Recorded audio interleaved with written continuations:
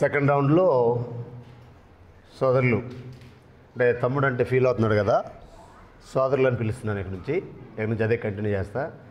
నా వయసు 50, మరి ఆయన వయసు ఎంతో నాకు తెలియదు. నాకంటే చాలా చిన్నోడు అనుకున్నాను, ఆ ఉద్దేశంతో అన్నాను. సార్ ఎనీహౌ సోదరులు అంటే అసలు ప్రాబ్లం లేదుగా. సోదరులు రత్నకిషోర్ గారు మాట్లాడిన దానికి నేను కౌంటర్గా మాట్లాడాలి. కానీ మొదట నాకు ఇవ్వండి సమయంలో నేను గ్రంథం నేర్చుకున్న దాన్ని బట్టి మాట్లాడాను, ఆయనేమో నేను మాట్లాడిన దాని మీద మాట్లాడారు. ఇప్పుడు ఆయన గ్రంథం ఏం నేర్చుకున్నారో మాట్లాడారు. ఇప్పుడు దానికి నేను మాట్లాడటానికి సిద్ధపడ్డాను. రైట్, వారు మాట్లాడిందంతా కూడా నేను శ్రద్ధగా విన్నాను. తర్వాత వారు మాట్లాడినవన్నీ కూడా రికార్డ్ చేయటం కూడా జరిగింది.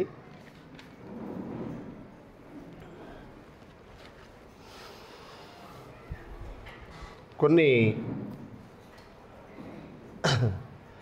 రత్నకిషోర్ గారి మాటలో ఉన్న కొన్ని వక్రీకరణలు, అంటే జాకబ్ గారు సహదాసులు ఎవరు కూడా యేసుని ఆరాధించకూడదని చెప్పలేదు, యేసుని ఆరాధించాలని చెప్పారని ఒక మాట వారు వాడారు. సరే, నాకు తెలిసి జాషువా గారు ఆయన సమకాలికుడు కాకపోయినా కాస్త ఎక్కువ టచ్లో ఉన్నటువంటి వ్యక్తి వంగా సహదేవ్ గారు. నేను కేఎస్పిఎం స్టూడెంట్గా ఉన్నప్పుడు వాళ్ళిద్దరూ మాకు ఉపాధ్యాయులు. వాళ్ళిద్దరు ఎవరూ కూడా మాకు యేసుని ఆరాధించాలని చెప్పలే. లాస్ట్ నైట్ నా స్నేహితుడు ఒక ఆయన సహదేవ్ గారు ఫోన్ చేసి,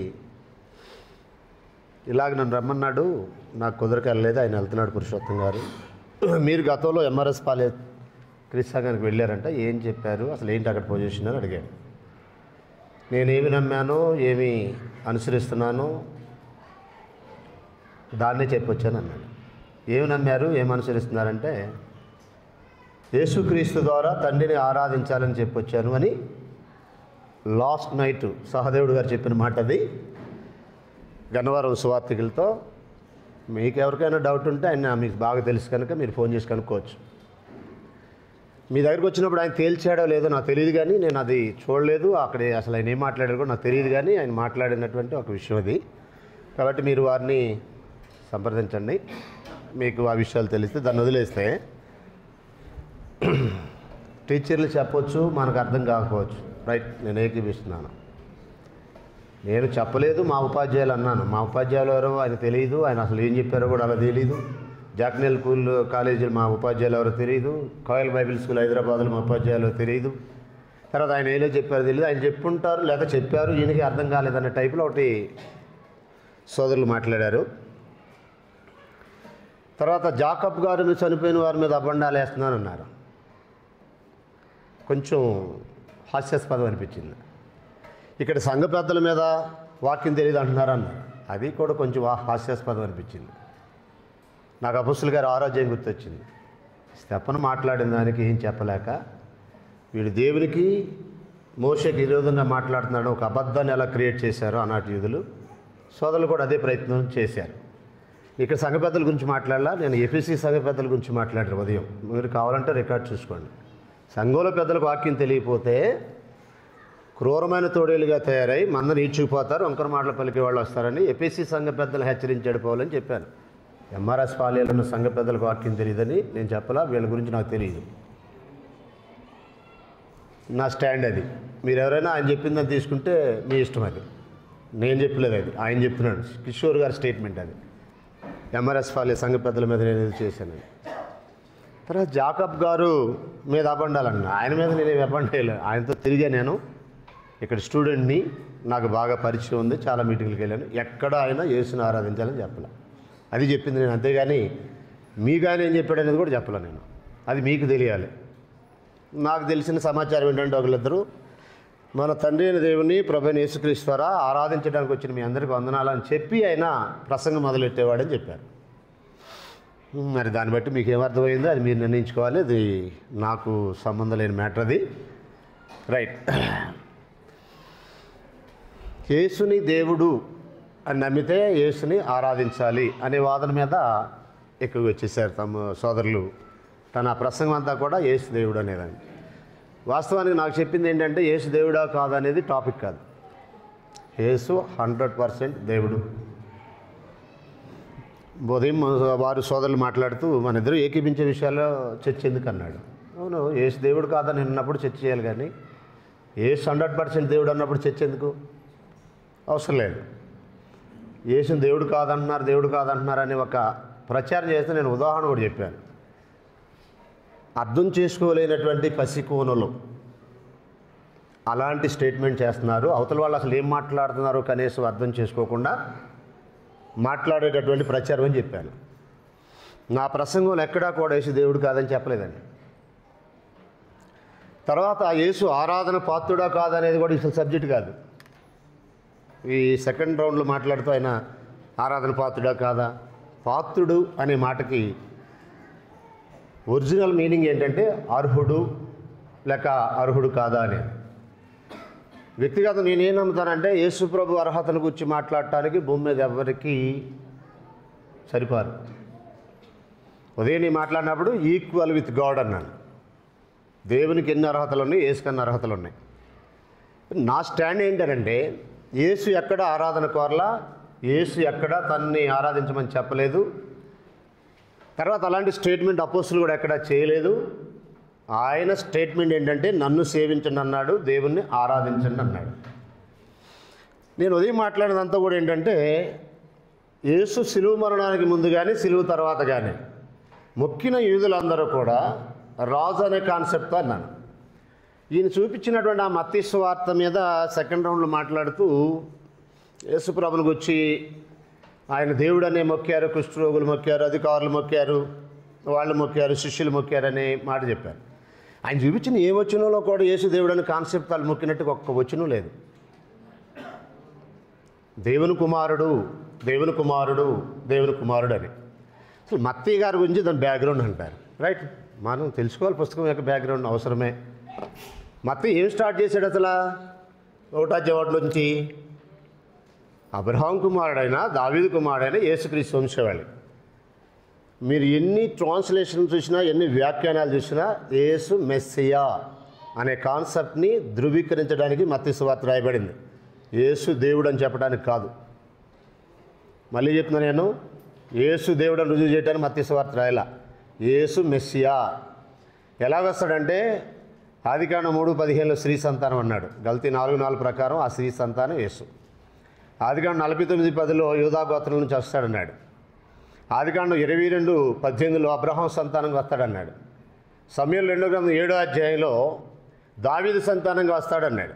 ఆ విషయాలనే ధృవీకరించాడు మత్తయి సువార్తలో 28 అధ్యాయాల్లో. యేసు దేవుని కుమారుడైన క్రీస్తు అని చెప్పింది అది మానవ మాత్రులకి అయితే అర్థం కాదంట, మనకు తెలుసు. ఒక్కసారి మీరు అందరూ బైబిల్ తీసుకోండి. మత్తయి సువార్త 16వ అధ్యాయము 13 నుంచి. ప్రజలేమనుకుంటున్నారో, వీళ్ళేమనుకున్నారో, పేతురు ఏం చెప్పాడో, ఏది దేవుని యొక్క స్టేట్మెంట్ చూడండి ఆ పుస్తకంలో. 11 నుంచి చదవాలి, అందరూ జాగ్రత్త చూడండి. ఉదయం నేను వచనాలన్నీ నేనే చెప్పి ఆ వచనాలు ఉన్న భావం మాత్రమే చెప్పాను. కొంతమంది సోదరులు చదివిస్తే బాగుంటుందని ఒక సజెషన్ ఇచ్చారు. మంచి సలహా కదా, పాటిద్దాం.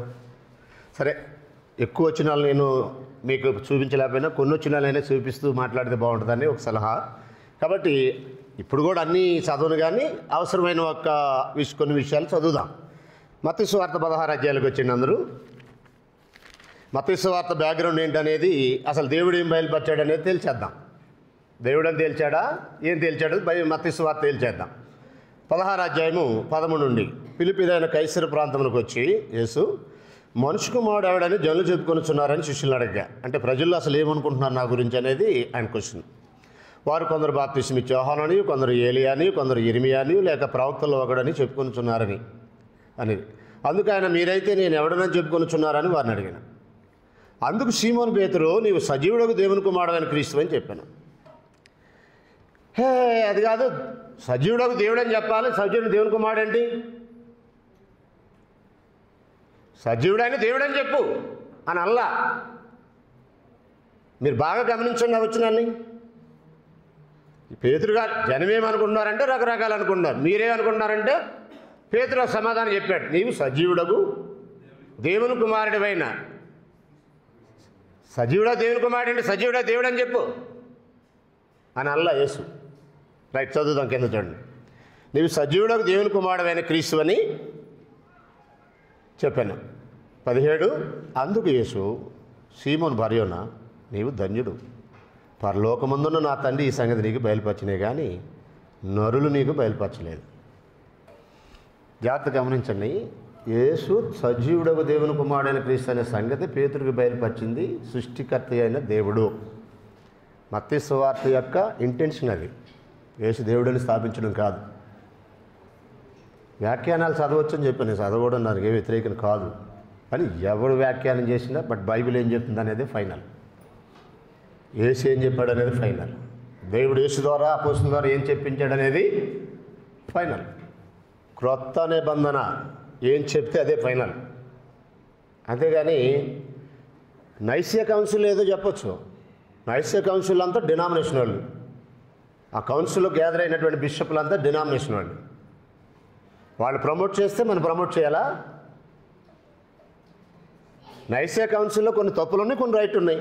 ఏ సృష్టికి ముందు పుట్టాడు అనేది నైస్య కౌన్సిల్లో తప్పు అని చెప్పారు. నేను ఏకీపిస్తా కౌన్సిల్లో చేసింది, ఎందుకంటే బైబిల్ చెప్తుంది సృష్టికి ముందు ఆయన పుట్టలేదని. నైస్య కౌన్సిల్లో ట్రినిటీ అని తీర్మానం చేశారు. ట్రినిటీ అనేవాడు బైబిల్లో లేదు, ఆ కాన్సెప్ట్ కూడా బైబిల్లో లేదు. అట్లీస్ట్ దాని కాన్సెప్ట్ బైబిల్లో కనపడదు. త్రియాక దేవుడు అనే కాన్సెప్ట్ అసలు బైబిల్లో కనపడదు. అది నైస్య కౌన్సిల్ యొక్క తీర్మానంలో వచ్చింది బయటికి, బైబిల్ నుంచి పుట్టింది కాదు. అది మనుషులు కల్పింపబడిన పదమది. ట్రినిటీ ఈ మధ్య కొంత మనవాళ్ళు ఏం చేశారంటే ట్రైయూనిటీ అన్నారు. అది ఉంది కదా ట్రైఫోర్డ్కి ఫోన్కి తీసేది, ఆ కెమెరాలు పెట్టే ట్రైఫోర్డ్ 3 లెగ్లు ఉన్నాయి కదా, దాని అంతటి కలిపి ట్రైఫోర్డ్ అని. అంటే వీళ్ళకి బత్తాకాయ వస్తే బత్తాకాయ, కోడిగుడ్డు వస్తే కోడిగుడ్డు, ఈ ట్రైఫోర్డ్ కనపడితే ట్రైఫోర్డు, భార్య భర్త లేక శరీరం, ఇవన్నీ కథలు. బైబిల్ ఎక్కడ దాన్ని సపోర్ట్ చేయదు. కథలు చెప్పుకోవడానికి బాగుంటుంది అది. బిబ్లికల్గా సింగిల్ వచనం కూడా దాన్ని సపోర్ట్ చేయదు. ముగ్గురు కలిస్తే ఒక్క దేవుడు అనేది పచ్చి అబద్ధం. ఆల్వేస్ ఒక్క దేవుడు అంటే యెహోవాను ఉద్దేశించే 66 పుస్తకాల్లో మాట్లాడింది. ఒక్క దేవుడు అని మాట్లాడిన ప్రతి వచనం మీరు జాగ్రత్తగా ఇంటికి వెళ్ళి చదవండి. తండ్రి అయిన దేవుని కూర్చొని క్రొత్త నిబంధనలో, యెహోవాను కూర్చొని పాత నిబంధన మాట్లాడింది. ఒక్క దేవుడిలో ముగ్గురున్నారనే ఈ బోధ నైస్య కౌన్సిల్ బోధ. అది man made teaching, not inspired of Holy Spirit. పరిశుద్ధాత్మని యొక్క బయలుపాటు కాదు అది. ఒక్క దేవుళ్ళు ముగ్గురు ఉన్నారనేది మనుషులు కల్పింపబడినటువంటి ఉపదేశం అది. సో దాన్ని మనం ఖాతరు చేయక్కర్లా. తండ్రి అయిన దేవుడు చెప్పాడు, ఇది నీకు నా తండ్రి బయలుపరిచాడని ప్రభు అన్నాడు. బయలుపరిచింది ఎవరు? యేసు సజీవుడకు దేవుని కుమారుడైన క్రీస్తు అని దేవుడు బయలుపరిచాడు. దేవుడు బయలుపరిచిందని కాదంటావా? రైట్. ఇక్కడికి వచ్చిన తర్వాత ఈ నైస్య కౌన్సిల్లోనూ ఇంకా తర్వాత వచ్చినటువంటి ఈ కౌన్సిల్ చెప్పింది ఏంటంటే దేవుని కుమారుడు అంటే దేవుడు అని. ఎవరు చెప్పారు? ఒకవేళ ఆ భావన ఏ ఉద్దేశంతో పుట్టిందంటే యోహాను సువార్తలకు వస్తారు. ఒకసారి చదువుదాం. యోహాను సువార్త 10వ అధ్యాయం 34-35 వచనాలు. యోహాను సువార్త 10వ అధ్యాయం 34-35 వచనాలు చూడండి. యోహాను సువార్త 10వ అధ్యాయం 34-35. అందుకు యేసు, మీరు దైవములని నేను అంటినని మీ ధర్మశాస్త్రంలో రాయబడలేదా? లేఖనం నిరర్ధము కానారదు కదా. దేవుని వాక్యం ఎవరికి వచ్చినో వారు దైవములని చెప్పినడలా నేను దేవుని కుమారుడని చెప్పినందుకు. ఏం చెప్పాడు ఆయన? దేవుడని చెప్పాడని చెప్తున్నారు. ఆయన చెప్పింది అది కాదు, వాళ్ళకి అర్థమైంది అది. కొంతమంది మహానుభావులకి ఎలాగ అర్థమైందంటే యూదులు అర్థం చేసుకుంది రైటు.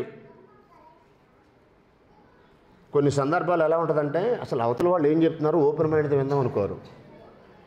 మేము వాడు మైండ్లో ఫిక్స్ అయిపోయి ఇంకెవడేం చెప్పాను నేను, మాకు అనుకున్న చెప్తే సౌండ్లు బాగా వస్తున్నాయి. అది ఓపెన్ మైండ్ ఎలాగవుద్ది? నిష్పక్షపాతంగా అపోస్తలుల కార్యం 17 అధ్యాయం 11 వచ్చంలో పౌలు శీలంతటి వాడు చెప్తేనే అలాగున్నవాళ్ళు ఏమని పరిశీలించారు. ఓపెన్ మైండ్ మూసేశారు, కళ్ళు మూసేశారు, బైబిల్ మూసేశారు, అసలు బైబిల్ తీయట్లేదు. అంటే ఏంటంటే బ్లంట్గా మేము ఫిక్స్ అయిపోయాం, ఎవడు చెప్పినా వినేది లేదు అనే దగ్గరికి వచ్చారు. వాడిని ఎవరు బాగు చేస్తారు చెప్పండి? నిద్రపోయేవాడిని లేపొచ్చు, కానీ నిద్రపోతున్నట్టు నటించేవాడిని లేపడం ఎవడతారో కాదు. మీకు నేను ప్రతి మాట రాశాను, ప్రతిదీ కూడా విన్నాను, రికార్డ్ చేసుకుంటున్నాను, మరలా వింటాను. సోదరులు మాట్లాడింది ఓపెన్ మైండ్ ఉండాలి దేనికైనా, వాస్తవాలు అంగీకరించాలంటే. నేను ఒకటి ఫిక్స్ అయిపోయాను, నేను వినను, బైబిల్ మూసేస్తానంటే అసలు ఇలాంటి స్థలాలకు రాకూడదు కూడా. అలాంటి వాళ్ళు నిష్పక్షపాతంగా పరిశీలించే వాళ్ళు ఇలాంటి చర్చలకు రావాలి. రైట్, సరే, వాళ్ళ సంగతి దేవుడు చూసుకుంటాడు. ఇక్కడ చాలా క్లియర్గా మాట్లాడింది ఏంటంటే, యోహాను సువార్త 10లో మీరు దైవములు అని అన్నాడు. ఎవరిని అన్నాడు ఇక్కడ? దేవుడంటే ఆరాధించబడాలి అని ఒక రూల్ ఎవరు పాస్ చేశారు? ఆయన దేవుడా? 100% దేవుడు అంటూనే ఆరాధించకూడదు అంటున్నారేంటి అని ఒక అభియోగం చేస్తున్నారు. అవును, దేవుడైతే ఆరాధించబడాలని రూల్ ఎవరు పాస్ చేశారు? ఒకవేళ ఆ రూలే అయితే అది ఇప్పుడు వీళ్ళు దైవాలు అన్నాడు. 82వ కీర్తనలకు వద్దాం ఒకసారి. ప్రభు 82వ కీర్తన కోట్ చేశాడు. చదువుదా ఒకసారి. 82వ కీర్తనలో సంగతులు నిష్పక్షపాత హృదయంతో పరిశీలిస్తే అర్థమవుతాయి, అంతేగాని వాస్తవాల వైపు తల వంచే పరిస్థితి లేకపోతే ఎప్పటికీ ఎంత చెప్పినా అర్థం కాదు. 82వ కీర్తన మొదటి వచనం, దేవుని సమాజంలో దేవుడు నిలిచున్నాడు, దైవముల మధ్య ఆయన తీర్పు తీర్చున్నాడు. జాగ్రత్తగా గమనించాలి.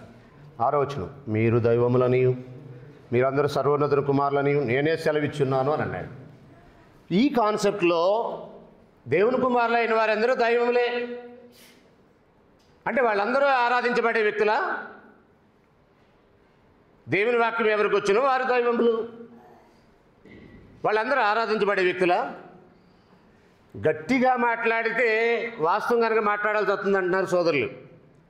నేను అంతకంటే గట్టిగా మాట్లాడగలను. గట్టిగా మాట్లాడితే వాస్తవం ఎలాగ అవుద్ది? వాక్యం మాట్లాడితే వాస్తవం అవుద్ది. కానీ మతశాఖలో అబద్ధం చెప్పేవాళ్ళు కూడా కళ్ళు మూసుకొని ఆత్మపురుడు అయినట్టు పెద్ద పెద్దగా అరుస్తూ ఉంటారు. అది వాస్తవా? గట్టిగా అరిస్తే వాస్తవాలు అవుతాయా? గట్టిగా మాట్లాడితే వాస్తవం కాదండి. ఏమి ఉందో గ్రంథంలో అది మాట్లాడాలి తప్ప. చాలా క్లియర్గా చెప్పాడు, దేవుని కుమారులని ఎవరినైతే అన్నాడో వారిని దైవములు అన్నాడు. నిర్గమాకాండం 7వ అధ్యాయం. నిర్గమాకాండం 7వ అధ్యాయం. మోషేని ఫరోకు దేవునిగా నియమించిన సందర్భం అది. నిర్గమాకాండం 7వ అధ్యాయం మొదటి వచనం, కాగా యెహోవా మోషేతో ఇట్లనెను, ఇదిగో నేను ఫరోకు దేవునిగా నియమించితిని, నీ అన్నని అహరోను నీకు ప్రవక్తగా నుండును అని అన్నాడు. ఈయనేమో దేవుడు, ఆయనేమో ఆయనకి ప్రవక్త. అప్పుడు ఇశ్రాయేలీలు మోషేని ఆరాధించాలా? మోషే ఇశ్రాయేలు దేవుడు అవుతాడా? సరే, ఇక్కడ మోషే అహరోను దేవుడు అని చెప్పాడు. యేసు ఎవరికి దేవుడు అనేది 66 పుస్తకాల్లో ఎవరు చెప్పారు అన్నప్పుడు ప్రశ్న, బైబిల్ రాయబడింది మనకేనండి అంటే ఇప్పుడు ఇది ఇందులో రాయబడిందంతా మనకి డైరెక్ట్ అప్లై అవుద్దా? అది ఎవరి గురించి మాట్లాడుతున్నారో, ఏం మాట్లాడుతున్నారో ఇది అక్కర్లేదా?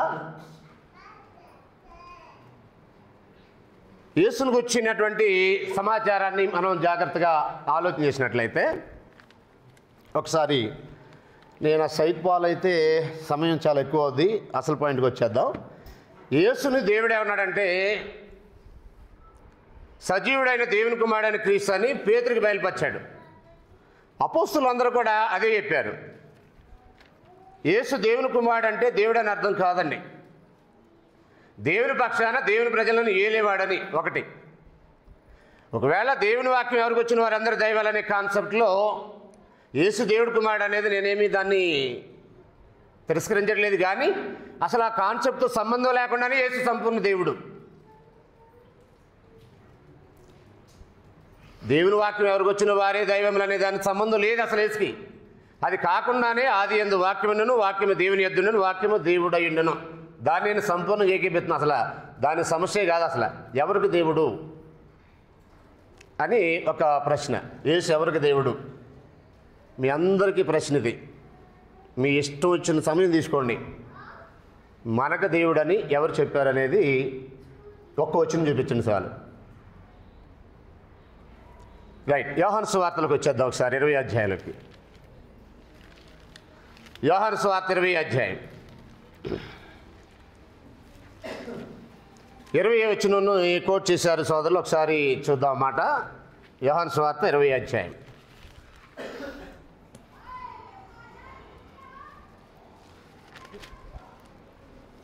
తోమా అన్న మాట కదా 28. యోహాను సువార్త 20 అధ్యాయం 28 వచనంలో, అందుకు తోమా ఆయనతో, నా ప్రభువా నా దేవా అనెను. ఈ సందర్భాన్ని జాగ్రత్తగా మనం గమనిద్దాం. తోమా యేసుప్రభు లేచాడంటే నమ్మల. ఇంకా చెప్పాలంటే ఈ టైంలో అపోస్తులలో కూడా అసలు విషయాలు తెలియవు. యేసు దేవుడు అని కొందరు నమ్మారు, అందరు నమ్మలేదు, కొందరు నమ్మారు, అందరు నమ్మలేదు అనే మాటలు మాట్లాడినప్పుడు సోదరులు చూపించింది ఏంటంటే ఫిలిప్పీ పత్రిక 2వ అధ్యాయము, తర్వాత కొలసీ పత్రిక 2:9, ఫిలిప్పీ పత్రిక 2:9, 11. ఇవన్నీ ఎప్పుడు అసలు మత్తయి సువార్తలో మాట్లాడింది? అసలు మత్తయి సువార్త ఎప్పుడుది? AD 60 అని కొందరు అంటారు, 70 అని కొందరు అంటారు. అంటే బిఫోర్ జెరూసలేం డిస్ట్రక్షన్కి ముందే రాయబడింది అంటారు, లేదా 90, 80లో రాయబడింది అంటారు. సరే, ఏదేమైనా యేసు వెళ్ళిపోయిన తర్వాత మత్తయి సువార్త రాయబడింది. యూదులు ఆయనకు మొక్కిన సందర్భాలన్నీ యాజీ అక్కడ జరిగిన సందర్భాలు కాదు అది రాసింది, జరిగిపోయిన సందర్భాలు రాశాడు. ఆయన రాసిన పుస్తకంలోనే జరిగిపోయినవన్నీ తర్వాత రాసుకుంటూ వచ్చాడు. ఆ కాన్సెప్ట్లు ఎక్కడా వాళ్ళకి దేవుడు అనే కాన్సెప్ట్ లేదు. మత్తయి సువార్తలు ఎక్కడ మొక్కిన వాళ్ళకి, కుష్ఠరోగులకు కానీ, స్త్రీలకు కానీ, శిష్యులకు కానీ ఆ కాన్సెప్టే లేదు. తర్వాత పరిశుద్ధాత్మ ఈ కొలసీ పత్రిక 2:9 కానీ, ఫిలిప్పీ పత్రిక 2 అధ్యాయాలు కానీ, ఇంకా ఇవన్నీ కూడా తర్వాత బయలుపరిచింది. యోహాను సువార్త 1లో కూడా, యోహాను బయలుపరిచింది కూడా AD 90 తర్వాత అనేది స్కాలర్స్ చాలామంది చెప్తారు. అదే ఫైనల్ అని ఏం కాదు, మొత్తానికి అది రాసింది మాత్రం యేసు చనిపోయి సమాచేపెట్టి తిరిగి లేచి వెళ్ళిన తర్వాత కనీసం ఒక 20 years తర్వాతే కొత్త నిబంధన రాయబడింది. కొత్త నిబంధన అంతకుముందు ఏ పుస్తకం కూడా రాయబడలేదు. కాబట్టి మనం ఆ వచనాన్ని జాగ్రత్తగా ఆలోచన చేస్తే ఈ తోమాకి ఫుల్ ప్లెడ్జ్డ్గా ఇన్ఫర్మేషన్ లేదు. నెంబర్ 1. సరే, ఫుల్ ప్లెడ్జ్డ్ ఇన్ఫర్మేషన్ ఇవ్వడానికి వచ్చిన ఆయన తీసుకుందామా, లేక అసలు లేచాడో లేదో నీ గాయాల్లో వేలు పెడితే కానీ చూడలేననే వ్యక్తి మాట యొక్క ఆ స్టేట్మెంట్ని పరిగణలో తీసుకుంటారు అనేది ఒకసారి మీ విజ్ఞతగా వదిలేస్తున్నాను. ఒకసారి 20 అధ్యాయము అదే అధ్యాయంలో 17 వచనానికి రండి. అదే అధ్యాయం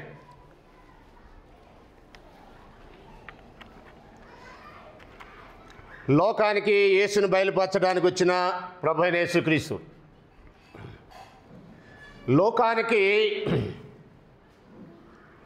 సత్యదేవుని పరిచయం చేయడానికి వచ్చిన యేసు ప్రభు యొక్క స్టేట్మెంట్ చూడండి ఒకసారి. యోహాను సువార్త 20 అధ్యాయము 17 వచనం. యేసు ఆమెతో, నేను ఇంకనూ తండ్రి యొద్దకు ఎక్కిపోలేదు గనుక నన్ను ముట్టుకొనవద్దు. అయితే నా సహోదరుల యొద్దకు వెళ్ళి నా తండ్రి మీ తండ్రి, నా దేవుడు మీ దేవుడైన వాని యొద్దకు ఎక్కిపోతున్నానని వానితో చెప్పమనను. యేసు మాటది, తోమ మాటది.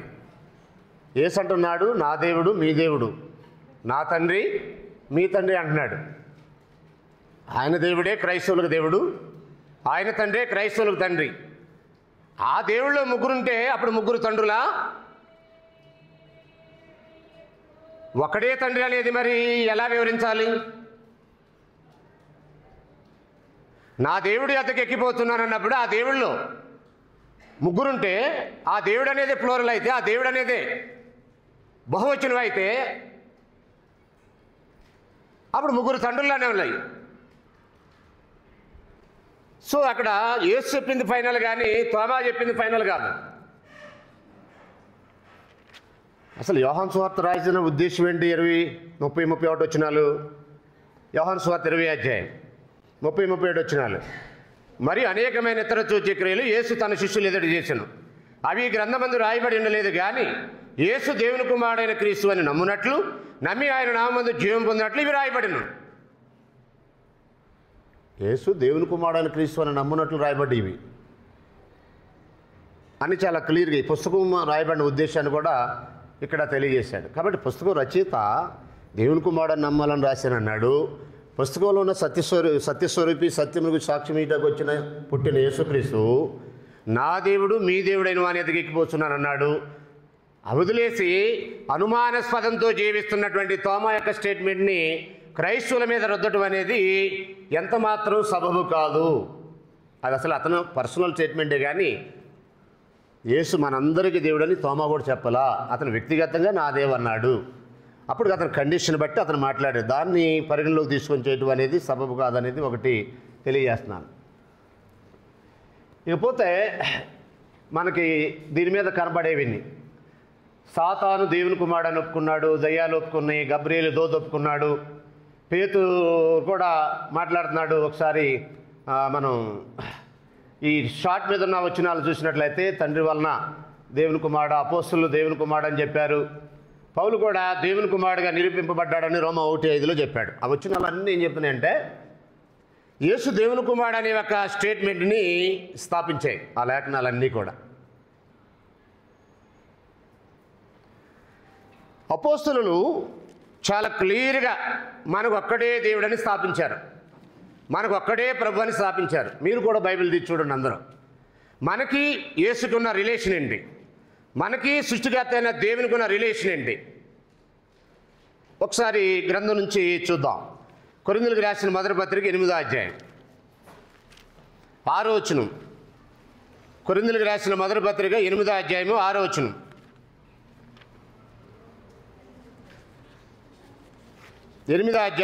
వచనం. ఆకాశమందైనను భూమి మీదనైనను దేవతలను బడిన ఎన్నును మనకు ఒక్కడే దేవుడు ఉన్నాడు, ఆయన తండ్రి. పౌలు గారికి చాలా క్లియర్గా పరిశుద్ధాత్ముడు బయలుపరిచాడు, మనకు ఒక్కడే దేవుడు ఉన్నాడు, ఆయన తండ్రి. ఈయన మనకు మాత్రమే కాదు యేసు కూడా దేవుడు అని చెప్పాడు.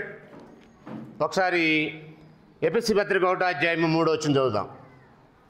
ఎఫెసీ పత్రిక 1వ అధ్యాయం 3వ వచనంలో మన ప్రభువైన యేసుక్రీస్తు యొక్క తండ్రి యొక్క దేవుడు. ఆయన శరీరధారిగా ఉన్న రోజుల్లో యూదుడుగా మాత్రమే దేవుడు, ఆయనకు దేవుడు కాదు. ఆయన ఆరోహణమైన తర్వాత రాస్తున్నటువంటి సమాచారం ఇది కొరింథీయులకు కానీ లేక ఎఫెసీలకు కానీ. మీరందరూ జాగ్రత్త చూడండి అమ్మా, ఆ వచనాలను జాగ్రత్త చూడండి. కొరింథీయులకు రాసిన మొదటి పత్రిక 8:6లో మనకు దేవుడు అక్కడే, ఆయన తండ్రి. మరియు మనము ఆయన నుండి సమస్తం కలిగిను, ఆయన నిమిత్తం మనం ఉన్నాము. మరియు మనకు ప్రభు అక్కడే, ఆయన యేసుక్రీస్తు. అపోస్తలులకి ఏ కన్ఫ్యూజన్ లేదు. మనకు దేవుడు అక్కడే, ఆయన తండ్రి, మనకు ప్రభు అక్కడే, ఆయన యేసుక్రీస్తు అని చెప్పారు. మనం ఏం నమ్ముతాం అనేది మన ఇష్టం. అది చాలా క్లియర్గా చెప్పేశారు వాళ్ళు. పత్రికలన్నింటిలో ఆల్మోస్ట్ ఈ విషయాలు మాట్లాడారు. ఒకసారి 1-2 వచనాలు చదువుదాం. ఫిలిప్పీయులకు రాసిన పత్రిక 1వ అధ్యాయం 2వ వచనం. ఫిలిప్పీయులకు రాసిన పత్రిక 1వ అధ్యాయం 2వ వచనం. మన తండ్రి యగు దేవుని నుండి ప్రభు అయిన యేసుక్రీస్తు నుండి. తండ్రి ఎవరు, ప్రభు ఎవరు క్లియర్గా చెప్పారు. మన తండ్రి యగు దేవుని నుండి ప్రభు అయిన యేసుక్రీస్తు నుండి అని అన్నాడు. సోదరులు మాట్లాడుతూ అసలు యేసుని దేవుడుగా ఆరాధించకపోతే మీరు క్రైస్తవులు ప్రవేశించలేదన్నారు. వారి వ్యక్తిగత అభిప్రాయం అది, బైబిల్ అలా చెప్పట్లేదు. ఒకడు క్రైస్తవుడు కావాలంటే ఆ స్టేట్మెంట్ కాదు. మొట్టమొదటి క్రైస్తవులైన ఎందుకు ఎలాగయ్యారో చూద్దామా? అపోస్తలుల కార్యం 2వ అధ్యాయం చూడండి. అందులో బైబిల్ తీసి చూడండి. వ్యక్తులు ఏమేమి చెప్పొచ్చు వాళ్ళ అభిప్రాయాలు. ఒకడు క్రైస్తవుడు అవ్వాలంటే, క్రైస్తవులకు ప్రవేశించాలంటే నేనేదో తీర్మానం చేస్తే ఇంకొకరు ఏదో తీర్మానం చేస్తే కాదు. ఇది మొదట క్రైస్తవులు అయిన వాళ్ళు ఏ స్టేట్మెంట్ మీద అయ్యారు చూద్దాం ఒకసారి. అపోస్తలుల కార్యం 2వ అధ్యాయం 36 నుండి. పేతురు ప్రసంగించాడు. ఎందుకంటే మొదట ఆయనే ప్రసంగించాలనేది దేవుని ఏర్పాటు. పరలోక రాజ్యం యొక్క తాళ చెవులు నీకు ఇస్తానన్నాడు కనుక 12 మందిలో పేతురు ప్రసంగిస్తున్నాడు. మీరు సిలువ వేసిన అపోస్తలుల కార్యములు 2వ అధ్యాయము 36వ వచనం. మీరు సిలువ వేసిన యేసునే దేవుడు ప్రభుగాను క్రీస్తు గారు నియమించను. ఇది ఇశ్రాయేలు వంశమంతి రూఢిగా తెలుసుకున్న వాళ్ళని చెప్పాను. ఏమని ఇక్కడ ఈ ధృవీకరిస్తున్నాడంటే యేసుని ప్రభువుగా క్రీస్తుగా నియమించను అని చెప్తున్నాడు. నియమించిన ఆయన ఒక ఆయన ఉన్నాడు, నియమించబడిన ఆయన ఒక ఆయన ఉన్నాడు. ఇక్కడ ఒక విషయం అర్థం కావాలి. దేవుడు అనే పదానికి నియామకం లేదు, ప్రభు అనే పదానికి నియామకం ఉంది. Keep in your mind. కూల్గా ఆలోచించండి, ప్రశాంతంగా ఆలోచించండి, ఆందోళన చెందకుండా ఆలోచించండి. దేవుడు అనేదానికి ఎవరు నియమిస్తే ఆయన దేవుడు కాదు, ఆయనకు ఆయనే దేవుడయ్యుండెను. కానీ ఆయన ప్రభు అనే మాట నియామకం ద్వారా జరిగింది, అది గమనించాలి. మరొకసారి చదువున్న మాట 36వ వచనం. మీరు సిలువ వేసిన యేసునే దేవుడు ప్రభు గాని క్రీస్తు గాని నియమించను. అసలు ప్రభు అంటే దేవుడని ఒక స్లాంగ్లో అట్లా ఓల్డ్ టెస్ట్మెంట్లో వెళ్ళిపోయి ప్రభు అంటేనే దేవుడు అన్నారు అనుకోండి, ఆయన దేవుడు అయి ఉంటే నియమించడం ఏంటి దేవుడుగా? సో కొత్త నిబంధన సిస్టంలో ప్రభు అంటే పాలకుడు, ప్రభుత్వం చేయవాడు, శిరస్సు, అధిపతి, అధికారి అని అర్థం ప్రభు అంటే కొత్త నిబంధన పరిభాషలో. ఒకసారి ఆ మాట యేసుని ప్రభువుగా దేవుడు నియమించాడు. ఈ మాట విని హృదయంలో నొచ్చుకుని, సహోదరులారా మేమేమి చేతుమని పేతుని కడమ అపొస్తలుని అడగగా, పేతురు మీరు మారు మనసు పొంది పాపక్షమాపణ నిమిత్తం ప్రతివాడు యేసుక్రీస్తు నామములో బాప్తిస్మం పొందుడి, అప్పుడు మీరు పరిశుద్ధాత్మను వరమును పొందుదురు. 41 కాబట్టి అతను వాక్యం అంగీకరించిన వారు బాప్తిస్మం పొందిరి. ఏం చెప్పాడు ఆయన? వీళ్ళేమి అంగీకరించారు. ఆయన ఏం చెప్పాడంటే క్లియర్గా ఉంది, మీరు సిలువ వేసిన యేసునే దేవుడు ప్రభువుగా క్రీస్తుగా నియమించాడని చెప్పారు.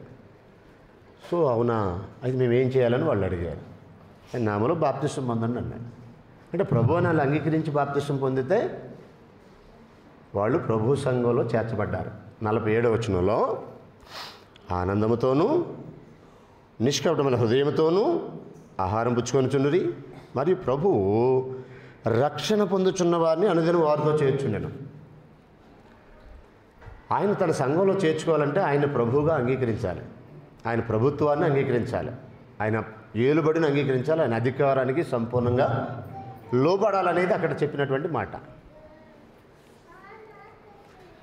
అంటే క్రైస్తవ్యులను ప్రవేశించడానికి కాదు, యేసును ప్రభువుగా ముద్దు పెట్టుకోవటానికి. కుమారుని ముద్దు పెట్టుకోవటం అంటే ప్రభువుని, రాజును ముద్దు పెట్టుకోవటం, దేవుని కాదు. 2వ కీర్తన చదివితే దాని బ్యాక్గ్రౌండు, నేను నా పరిశుద్ధపరమైన సియోని మీద నా రాజుని ఆసీనుగా చేస్తున్నాను. కుమారుడు అంటే అక్కడ అర్థం రాజు అని అర్థం. మీకా గ్రంథం 5వ అధ్యాయం 1వ వచనంలో యోదయ బెత్లెహేమ యోధా వారి కుటుంబంలో స్వల్పగా ఎంత మాత్రం స్వల్పమైన దానివి కాదు, నా కొరకు ఇశ్రాయేలుని ఏలపవాడు నీలో నుండి వచ్చును అన్నాడు. యోహాను 1:47లో నతనయేలు అన్నాడు, బోధకుడా నీవు దేవుని కుమారుడివి, ఇశ్రాయేలు రాజు అన్నాడు. దేవుని కుమారుడు అంటే ఇశ్రాయేలుని ఏలే రాజు.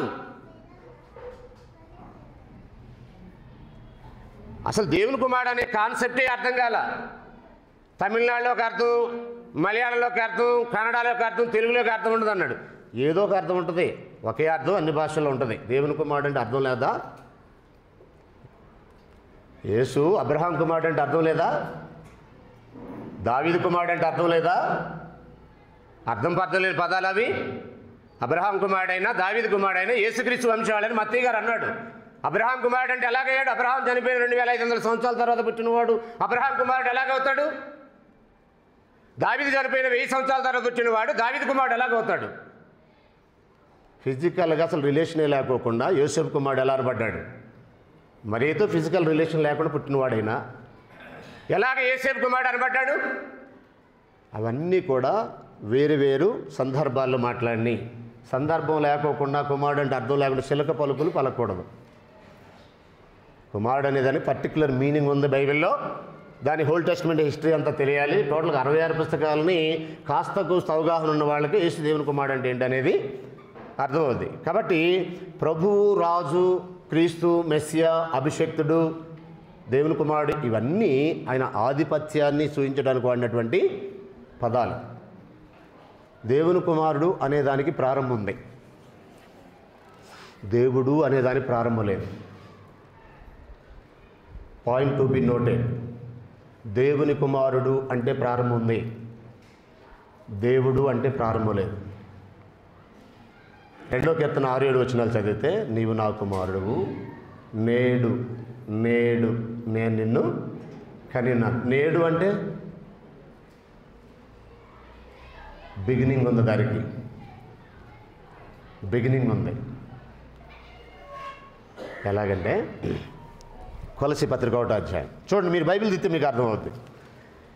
మీరు అంగీకరిస్తారా తిరస్కరిస్తారా అనేది మీ ఇష్టం ప్రియ సోదరులారా. కానీ ఓపెన్ మైండ్తో బైబిల్ని పరిశీలించండి.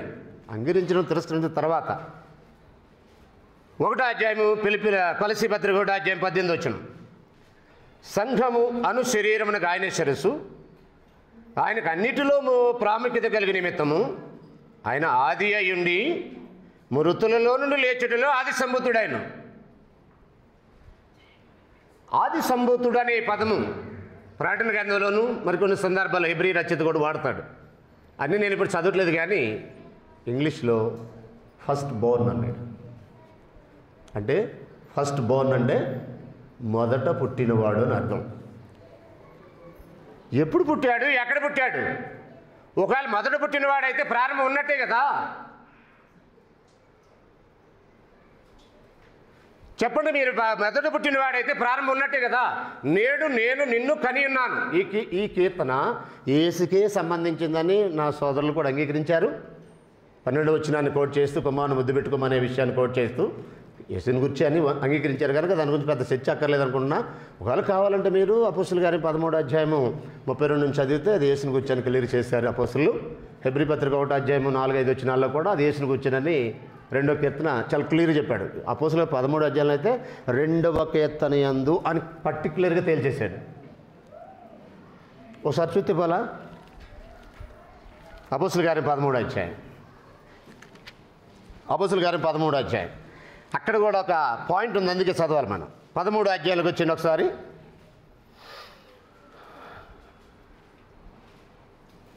30వ వచనం నుంచి చదువుతున్నాను. వారు ఆయనను 29 వారు ఆయనను గురించి రాయబడినవన్నీ నెరవేర్చిన తర్వాత ఆయనను మ్రాది మీద నుండి దింపి సమాధిలో పెట్టి, అయితే దేవుడు మృతులలో నుండి ఆయన లేపెను. ఆయన గల్లీ నుండి యెరూషలేమునకు తనతో కూడా వచ్చిన వారికి అనేక దినములు కనబడెను.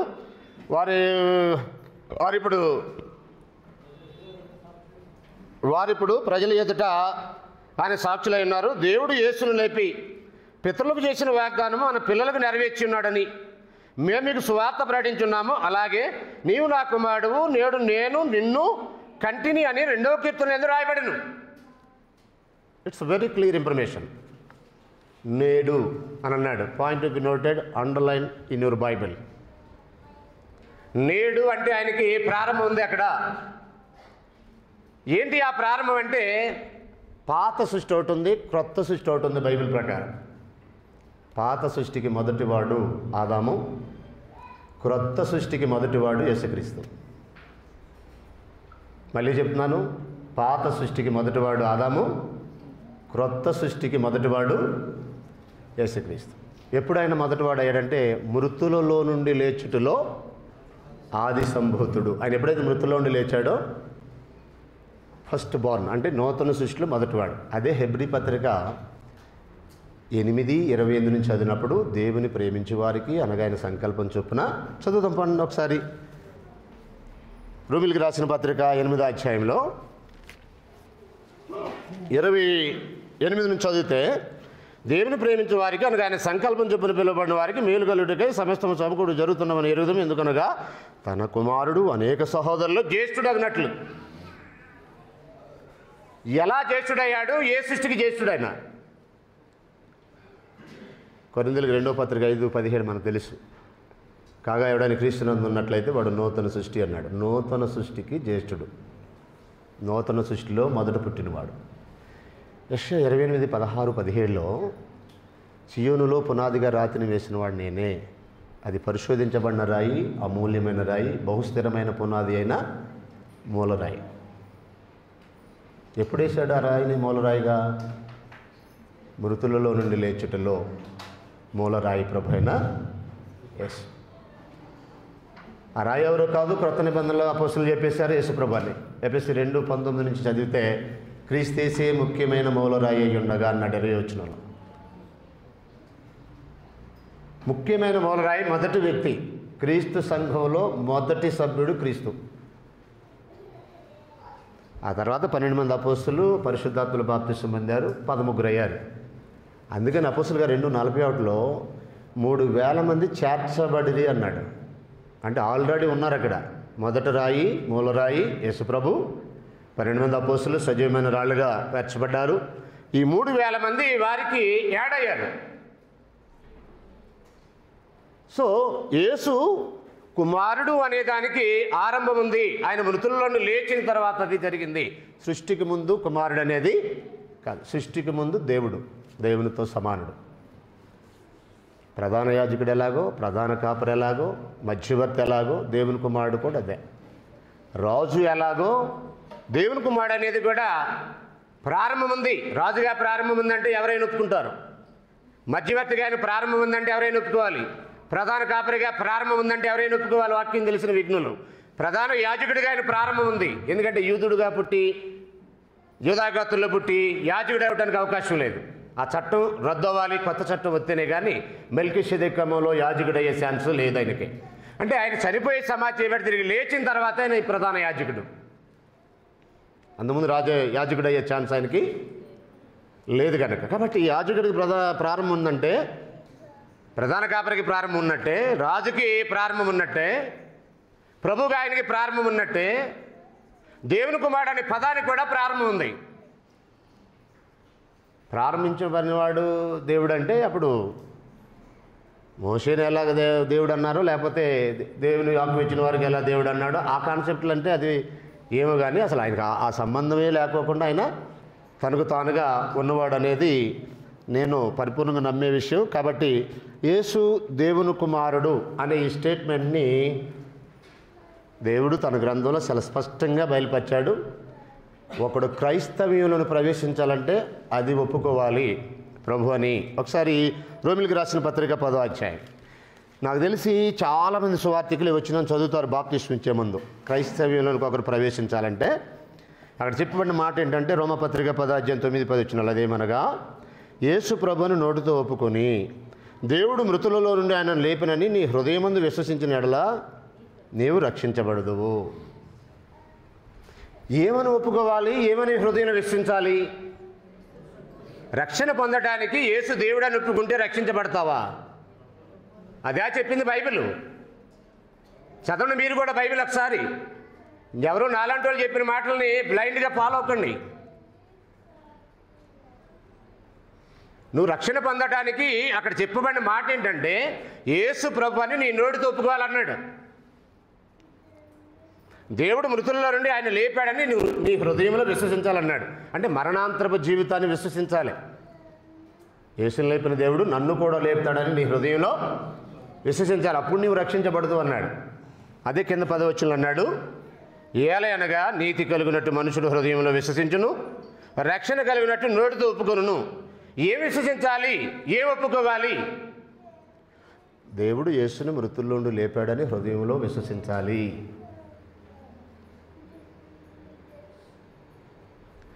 నోటితో ఏం ఒప్పుకోవాలంటే యేసును ప్రభు అని నోటితో ఒప్పుకోవాలని చాలా క్లియర్ చెప్పారు. అప్పుడు నువ్వు రక్షణ పొందుతావు. రక్షణ పొందిన వారిని ప్రభు తన సంఘంలో చేర్చుకుంటూ అలాగ ప్రవేశిస్తారు రక్షణ పడుతున్నారు. కానీ యేసుని దేవుడికి ఆరాధించబోదు అసలు నువ్వు ప్రవేశించలేదంటే నువ్వు తీర్మానాన్ని అక్కడ ఉండదో తీర్పు రోజున. ఈ నా మాటలే అంత్యదినమందు తీర్పులోకి వస్తాయి అన్నాడు యోహాను సువార్త 12:45. నేనేదో తీర్మానం చేసి మీరు యేసు దేవుడని నమ్మి ఆరాధించకపోతే మీరు అసలు దాంట్లోకి ప్రవేశించలేదు, మీరు అసలు క్రైస్తవులే కాదు నేను అనొచ్చు. నాకు నోరు ఉంది కనుక నేను అనొచ్చు. కానీ నా మాటను బట్టి, నా స్టేట్మెంట్ని బట్టి తీర్పు రోజున తీర్మానం జరగదు. భూలోకానికి నీతిని బట్టి తీర్మానం జరుగుద్ది అన్నాడు, తీర్పు జరుగుద్ది అన్నాడు అపొస్తలుల గారు 17:30-31. యోహాను 12:48 నా మాటలు అంత్యదినమందు తీర్పులోకి వస్తాయి అన్నాడు. ఏమని ఒప్పుకోవాలి ఆయనంటే ప్రభువుని ఒప్పుకోవాలని చాలా క్లియర్గా చెప్పారు. ఫిలిప్పీయులకు రాసిన పత్రికలో సోదరులు మాట్లాడుతూ ఒక విషయం చెప్తున్నారు. అక్కడికి వెళ్దాం ఒకసారి చూడండి. ఆయన దేవత్వాన్ని స్థాపిస్తున్నాడు అనేది ఓకే, అసలు దాని గురించి వాళ్ళు చర్చే కాదు ఈరోజు. ఆ చర్చ అయితే నేను అసలు వచ్చాను కాదు. యేసు దేవుడా కాదో చెప్పాలంటే నేను అసలు వచ్చాను కాదు. ఇందాక కూడా ఎవరు ఆయన అర్హుడా కాదని చెప్పండి అంటే ఆయన అర్హతలు కూర్చుకొని మాట్లాడేంత ధైర్యం నేను చేయలేను. నేను ఒక అల్పమైనటువంటి నరమాతృని, ఆయన ఈక్వల్ విత్ గాడ్.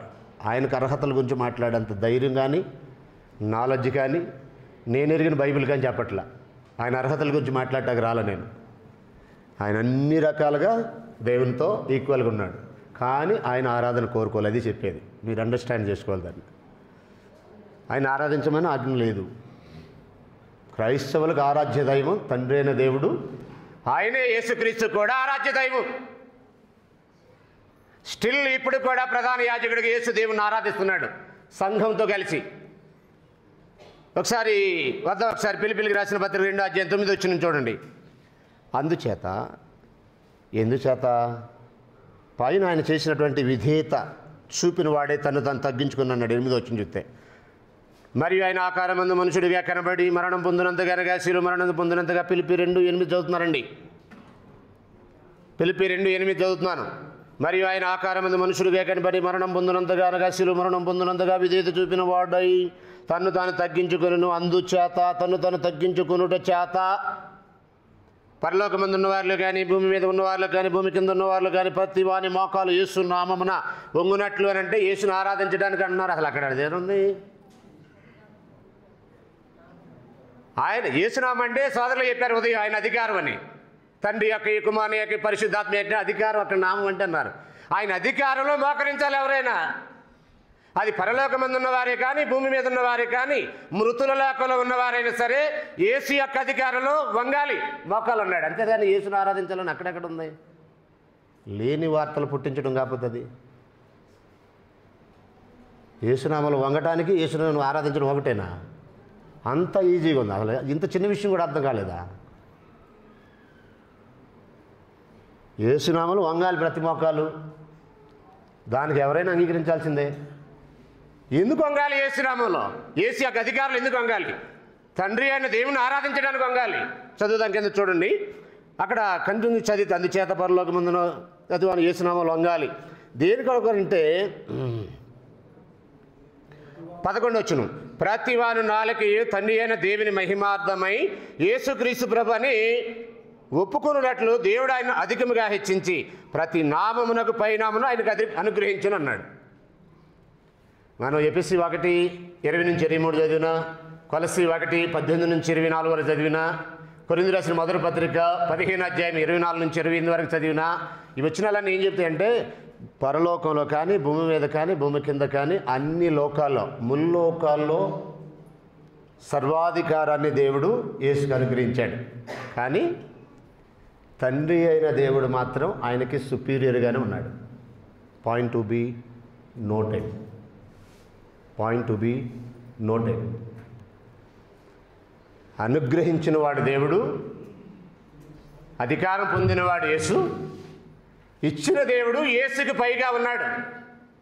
కొరింథీయులకు రాసిన మొదటి పత్రిక 11వ అధ్యాయం చదువుదా ఒకసారి చూడండి. కొరింథీయులకు రాసిన మొదటి పత్రిక 11వ అధ్యాయము 3వ వచనం చదువుతున్నాను. అందరిది చూడండి ఒకసారి బైబిల్.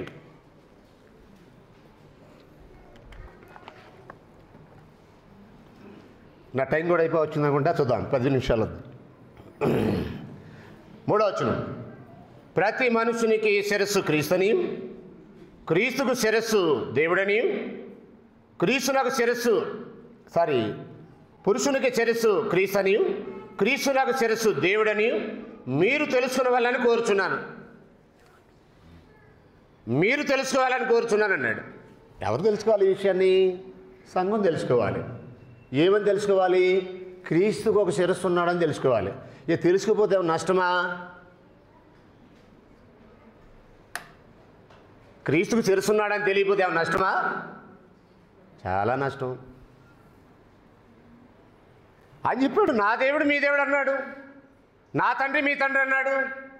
అపోస్తులు చెప్పారు యేసు యొక్క తండ్రి మన తండ్రి అని. నేను ఆయన ప్రార్థిస్తున్నాను, మీరు కూడా ఆయన ప్రార్థించమన్నాడు. మాట చేత కానీ క్రియ చేత కానీ మీరు ఏమి చేసిండు ప్రభుని యేసుక్రీస్తు ద్వారా సమస్తమును తండ్రి అయిన దేవునికి చేయడి అని అన్నాడు. కొలస్సీ 3:16, ఎఫెసీ 5:19 మనం చదివితే మనం చాలాసార్లు చదివితే ఆ వచనాల్ని.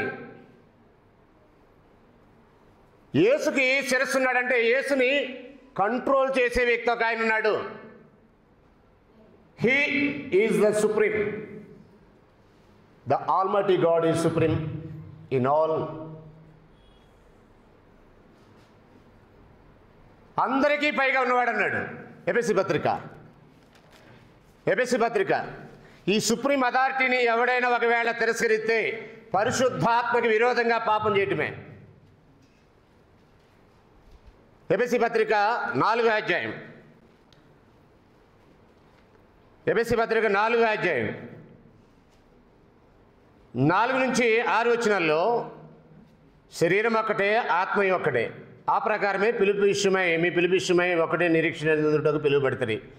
ప్రభు ఒక్కడే, విశ్వాసం ఒక్కటే, బాప్తిస్మం ఒకటే, అందరికీ తండ్రి అయిన దేవుడు ఒక్కడే. ఆయన అందరికీ పైగా ఉన్నవాడు, అందరిలోని వ్యాపించి అందరిలోని ఉన్నవాడు, అందరికీ పైగా ఉన్నాడు. యేసుకు కూడా పైగానే ఉన్నాడు.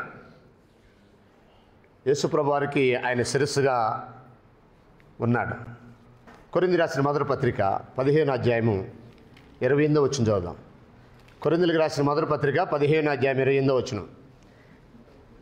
కొరింథీయులకు రాసిన మొదటి పత్రిక 15:28. మరియు సమస్తమును ఆయనకు లోపరచబడినప్పుడు దేవుడు సర్వము నిమిత్తము కుమారుడు తనకు సమస్తము లోపరిచిన దేవునికి తానే లోబడును. ఇంకా 27 చదువుదాం. దేవుడు సమస్తమును క్రీస్తు పాదముల కింద లోపర్చించను, సమస్తము లోపరచబడి ఉన్నదని చెప్పినప్పుడు ఆయనకు సమస్తమును లోపర్చిన వాడు తప్ప, ప్లీజ్ అండర్లైన్ యువర్ బైబిల్, ఆయనకు సమస్తమును లోపర్చిన వాడు తప్ప సమస్తము లోబడి ఉన్నదని సంగతి విదితమే. అంటే సమస్తం లోపర్చిన వాడు ఈయనకు లోబడలా, ఆయన పైగానే ఉన్నాడు. ఆయన తప్ప అంతా ఈయన పాదాల కింద ఉంది, ఆయన మాత్రం ఈయనకి పైగా ఉన్నాడు. తర్వాత ఆయన వచ్చినప్పుడు ఏం జరుగుతుందో మాట్లాడుతూ ఏమన్నాడంటే, సమస్తము లోపరిచిన దేవునికి తానే లోబడును. ఎప్పుడిది? తండ్రికి సంఘమైన రాజ్యాన్ని అప్పగించిన తర్వాత కూడా తానే లోబడును అన్నాడు. మనకేంటండి అభ్యంతరం? అసలు యేసుప్రభుని విసిరేశారు, తృణీకరించారు, నీచింగించారు. అవన్నీ అపోహలు. మొదలే చెప్పాను నేను, మనం ఎవరూ తగ్గించక్కర్లే. ధనవంతుడైండి ఆయనే, మనము తన దారిద్ర్యం వల్ల ధనవంతులు కావాలని మీ నిమిత్తము దరిద్రుడాయను అని కొరింథీ 2వ పత్రిక 8:9 క్లియర్గా ఉంది కదా. ఫిలిప్పీ 2:8 తన్ను తాను తగ్గించుకొనెను అని క్లియర్గా ఉంది కదా. తన్ను తాను తగ్గించుకుంటే మనం తగ్గించమేంటండి?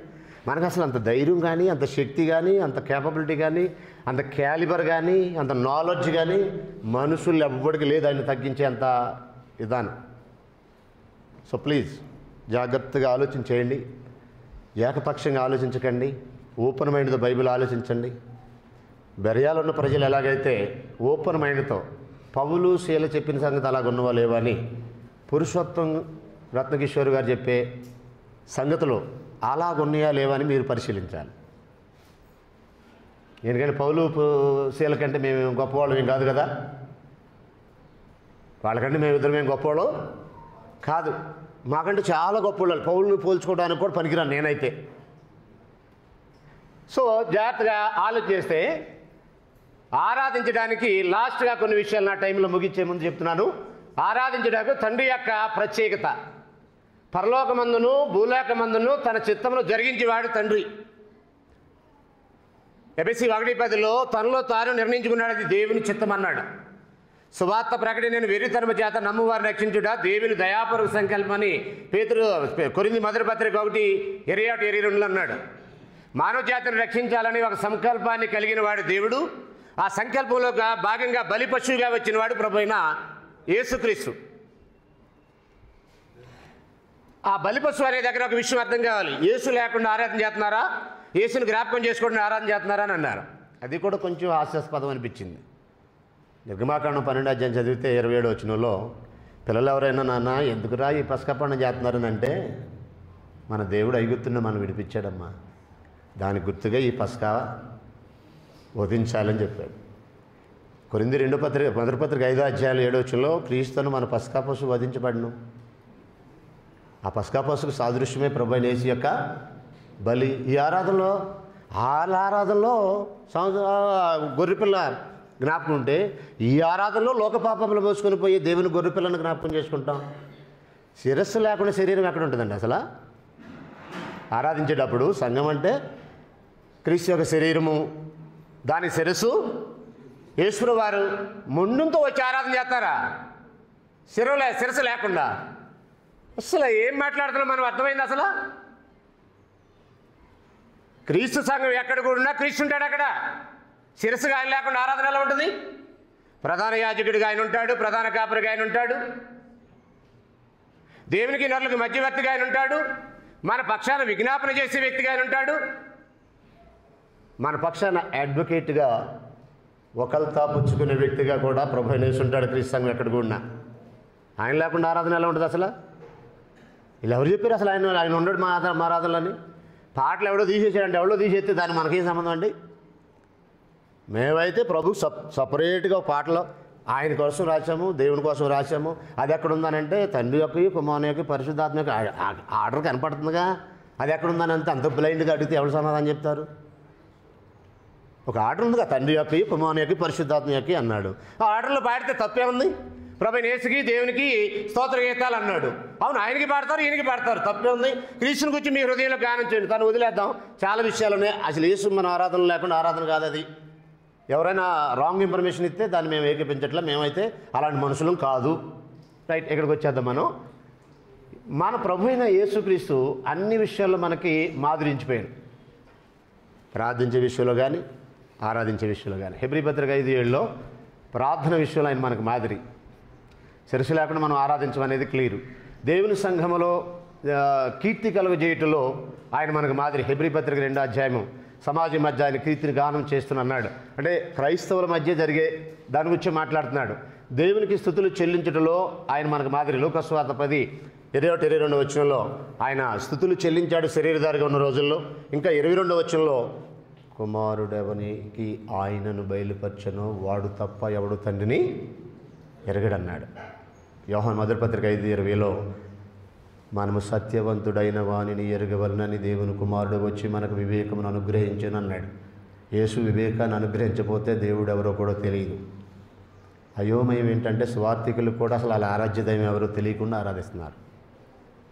సరే, లాస్ట్గా దీంట్లో మనం ఒకటి ఆలోచిస్తే మీకు అసలు సమస్య ఏంటి? మా సోదరులు చెప్పినట్టుగా, కిషోర్ గారు చెప్పినట్టుగా మీరు యేసును దేవుని ఆరాధిస్తున్నారంటే అందులో యేసు కూడా ఉన్నాడు అని అన్నాడు. ఇది సమస్య అందుకు కలిసిపోండి మీరు. కొంతమంది ఏమో మేము తండ్రిని ఆరాధిస్తున్నాం అన్నారు. లేదు, తండ్రిని ఆరాధించే ముగ్గురు ఉన్నారని అనుకుంటున్నారు అనుకో. మీరు వాళ్ళు అనుకుంటూ ఉండండి. మరి భేదం ఎందుకు? మీకు మాకు సంబంధాలు ఉండవు, ఏదో ఒకటి తేలిపోవాలి. ఈ కక్షలు కలకాలు, ఈ కార్పణ్యాలు ఎందుకు? కలిసి ఆరాధన చేసేసుకోండి. మీ ఉద్దేశంలో వాళ్ళు దేవుని ఆరాధిస్తున్నారంటే అందులో యేసు పరిశుద్ధాత్మ కూడా ఉన్నారని కదా. అప్పుడు మీకు ఏంటి సమస్య? సమస్య కదా. మేము తండ్రిని ఆరాధిస్తున్నాం అనే వాళ్ళకి కదా సమస్య. Point to be noted. మీకు ఆ సమస్య లేదు కదా. వాళ్ళు తండ్రిని ఆరాధిస్తున్నారంటే అందులో యేసు పరిశుద్ధాత్మ కూడా ఉన్నారు. వాళ్ళకి అర్థం కాలే, ఎప్పుడు అర్థమవుతూ పోని.